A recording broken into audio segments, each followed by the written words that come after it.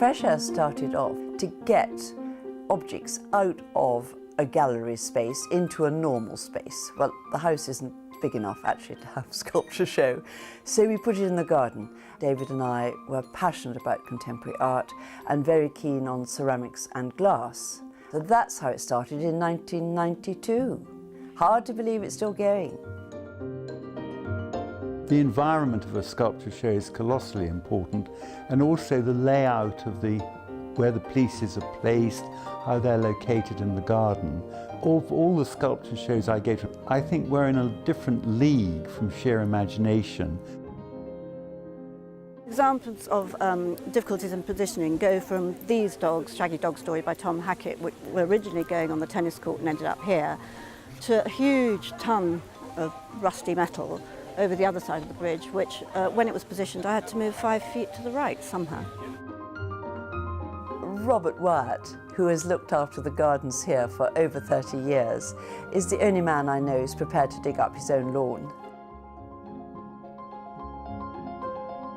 I find curating is rather like having a jigsaw puzzle that you don't have the picture to. Unlike a jigsaw puzzle, it gets more difficult as you have more sculptures coming in, because there's less space. But it's damn good fun.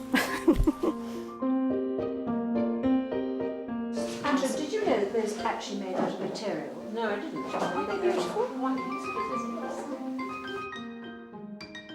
As a co-curator to Anna in the main exhibition, that I can bring to it sort of, I look for new artists, and we're always interested in finding fresh new talent. And well, they might have been around for a while, but we haven't come across them again and they haven't applied. So we actually go after we pursue artists who we think are interesting.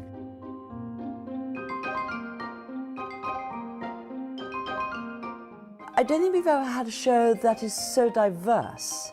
I think, again, it's the element of surprise. I think it's been very interesting, the large work by Hilda Danielsson coming in so early, sort of set the scene.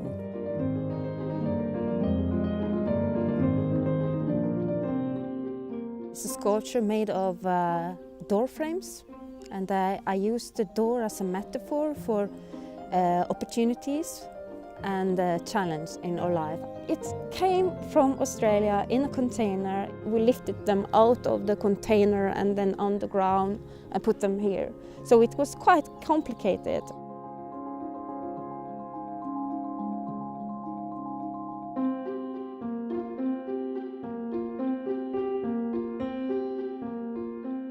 It's fantastic to see the really modern new art mixed in with the nature all around it, and it's just fabulous the way it fits in, and you have surprises around every corner, and it's just a magical moment. It's a structure. The structure is parts of it are in compression, parts of it are in tension, and the cable shows the tension and the wood shows the compression, and that to me is deeply satisfying when I look at it as an object in space.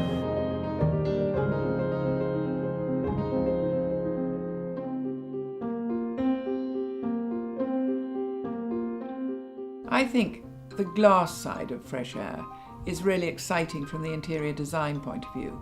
You know, if it's lit well, it really adds sparkle to a room, it adds a modernity to a room, even if you've got a very traditional interior. What I love here is the variety of glass. I mean, we've got a sort of master like Colin Reed's work, and yet you've got some of his disciples and other artists from different places. And also a great breadth of price. And I think for people who can't afford a piece of sculpture, to be honest, they can go to the gallery and buy a beautiful maquette or a scarf, or there's something for everyone.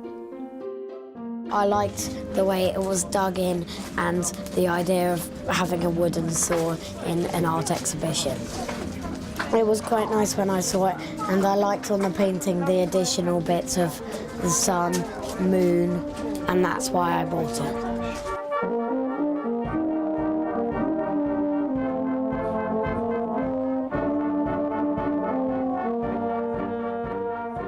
The charity gives back through its 2 apprenticeships, which are near and dear to my heart because I started my life on Teesside as an apprentice when I was 19.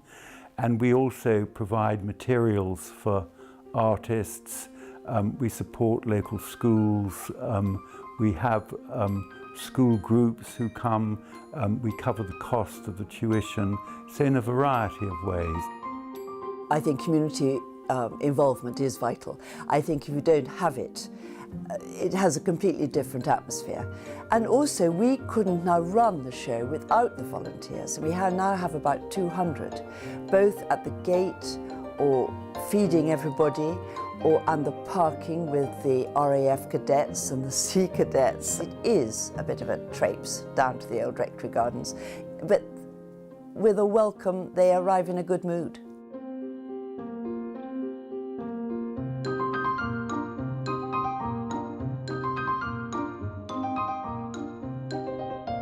If I were to choose one object this year, I would find it very hard. I absolutely adore the bag lady who's walking determinedly to the boathouse, because it reminds me with shopping bags of myself.